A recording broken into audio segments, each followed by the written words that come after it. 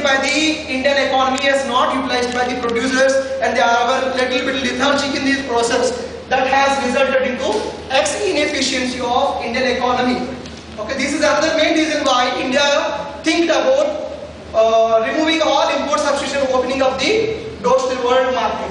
And when we properly implement the import substitution policy, it also contributes for cost reduction. As you are spending higher amount on your imports from foreign countries that can be produced domestically, that may contribute for cost reduction. The next study made by Murali P, Deepak Kumar and Ben Peterson in 2000, they have highlighted the exact positive impact of import substitution. That is, if we observe, many of these sectors are badly affected because of import substitution, because there is no proper or very free import or export. You have always tariffs, and canalization of import-export activity has been done where a lot of government agencies are included and license system is implemented very strictly. Okay. Now, under these conditions, one industry which has positively responded is IT industry. Import substitution has made India to become somewhat good in terms of technological improvements. The technology which is generated or created in India. Okay. And at the same time, the cost of providing the labor to the world is much cheaper as compared to other nations. So that had resulted into development of IT industry. And implementation of IT in India is because of defense research. Okay, so that had made them to socialize the information technology to the entire nation, and India is the one and only country who maximum advantage by sector, IT sector. Okay, so that is what the positive impact which we had through import substitution. Okay, then. So the Kishore G. Kulkarni and Kip John Meister have done study on 2009, and they have a comparative study with China. And these, from these onwards, you can observe the philosophical or attitudinal change towards shifting from import substitution to export-led growth. Okay. So now in this one, they have identified negative effects of import substitution, like as I'm continuously telling, various restrictions have been made which has burdened the economy.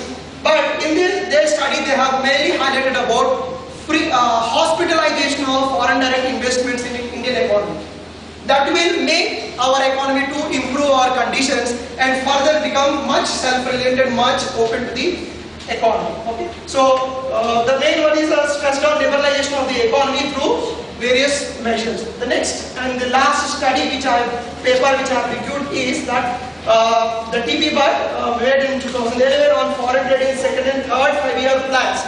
Here he is also having somewhat relevant observations like removal of all type of licensing systems and make free entry and free exit kind of environment in the economy. That makes much developed type of strategy.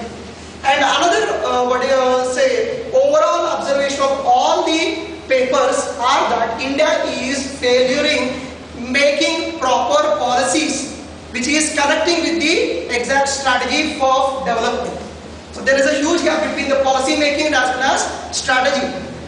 So as I said, Korea and Brazil, they have strategic import substitution, means where you are good enough, those areas you are going for export led, and where you are not good enough, you are trying to develop yourself. Okay, so that kind of overall observations have been made by all the researchers from 1975 to 2011. And my overall conclusion from this review is that experience of import substitution in India is quite ambiguous, even though somehow contributed for development of export performance, created new opportunity in the IT sector and created burden in many areas. So further research is necessary to draw valid inferences about the issue import substitution in the new trade regime. So why I am more concentrating on new trade regime is because now India is growing at the rate of 6 to 7% per annum, somewhat a moderate level of growth rate as compared to the other developed nations. Now we are a much stronger position than any other developed nation to put some kind of restrictions on economic activity. But still you can observe the attitude of planners that we are always looking about under the plans of other developed nations only. We are not believing on us. Okay, so that is making what you can say differences in our economic development. Thank you very much.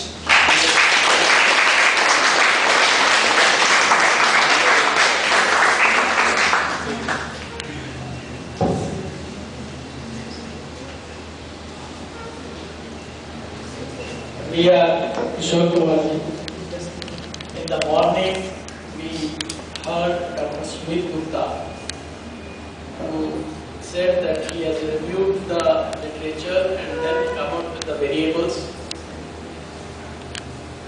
We thought, we still think that was a good analysis, good work was done. Find the variables, then find the cause and effect relationship. Is the best step. In this session, I don't know how many more are coming this week, but in this session so far, I find your work very interesting, and I really congratulate you that you have done a good work.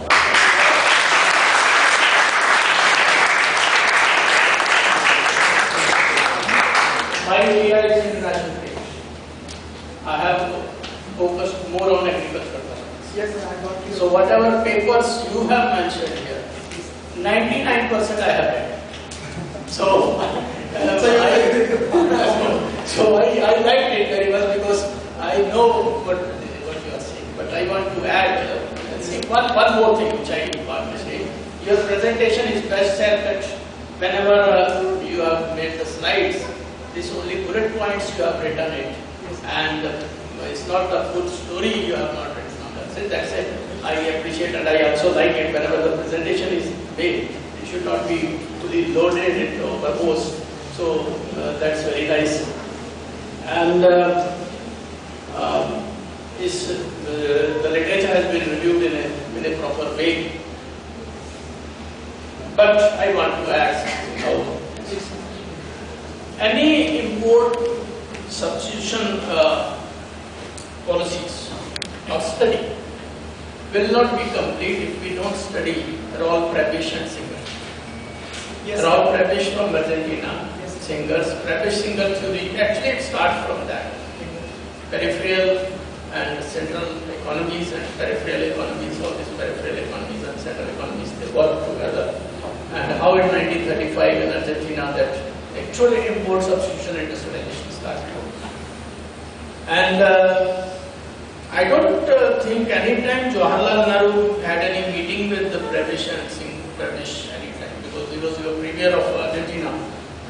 We don't have any history that Jawaharlal, but still Jawaharlal Nehru, he emphasized in after this industrialization policies, they gave for this import substitution industrialization. But anyway, now after your 1992.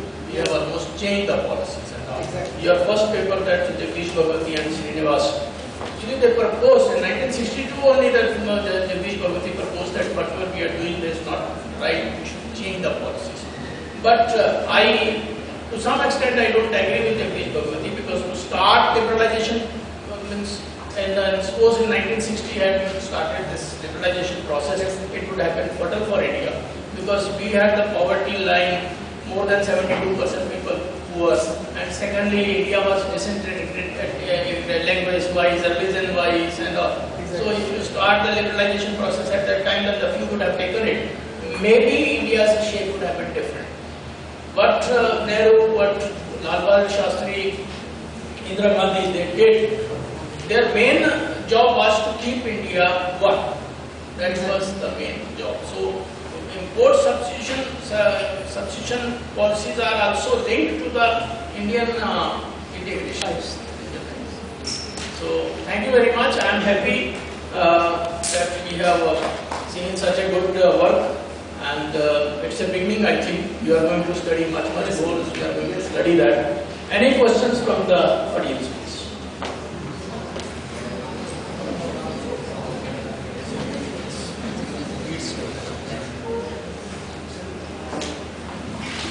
Yeah, Mr. Kishore Kumar, I think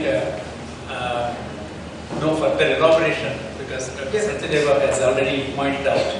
There are 2-3 things I am not